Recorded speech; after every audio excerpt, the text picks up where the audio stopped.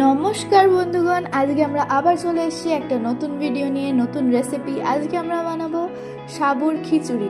এই সাবুর খিচুড়ি কিন্তু নবরাত্রির সময় খুব ফেমাস। এই সাবুর খিচুড়ি বানানোর জন্য আমরা আগে থেকেই 1 ঘন্টা মতো সাবুটাকে ভিজিয়ে রেখেছিলাম।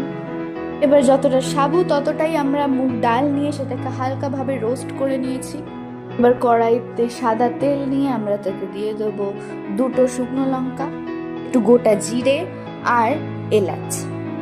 মশলা একটু ভালো করে ভাজা হয়ে গেলেই আমরা এটাতে ছেড়ে দেবো কুচনো টমেটো আর সাথে দিয়ে দেবো 1 চামচ আদা বাটা।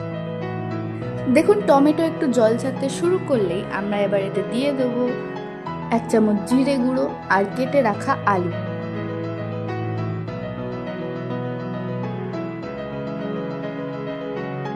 আলু আর টমেটো মাখা মাখা হয়ে গেলেই আমরা এবার আস্তে আস্তে সব কটা সবজি কেটে রাখা দিয়ে দেবো এটার মধ্যে।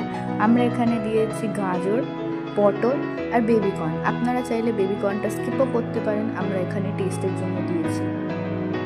এবার এতে দেবো স্বাদ মতো নুন আর 2 চা চামচ হলুদ। একদম ইভেনলি আমরা সবজির সাথে মশলাটাকে ভালো করে মাখিয়ে নেবো, যাতে পরে সিদ্ধ হওয়ার সময় মশলাগুলো ভালো করে সবজির মধ্যে ঢুকে যায়। এবার এতে আমরা ঢেলে দেবো আগে থেকে ভেজে রাখা মসুর ডালটা আর দিয়ে দেবো পরিমাণ মতো জল।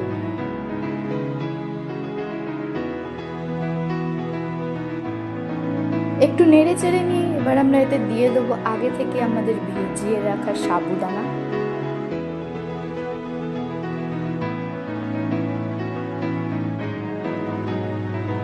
যাতে রান্নাটা একটু মিষ্টি স্বাদের হয়, তাই জন্য আমরা এটাতে দিয়েছি 1 চামচ গুড়। আপনারা চাইলে চিনি বা বাতাসা যা ইচ্ছে দিতে পারেন।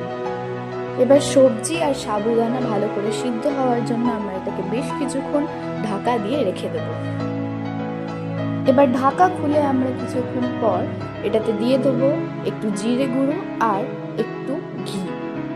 এবার কিছুক্ষণ স্ট্যান্ডিং টাইমের জন্য এটাকে ঢাকা দিয়ে রাখতে হবে। তারপরে রেডি আমাদের সাবুদানার খিচুড়ি। আপনার ভালো লাগলে শেয়ার করবেন, লাইক করবেন, আমাদেরকে সাবস্ক্রাইব করে আমাদের পাশে থাকুন। Thanks for watching.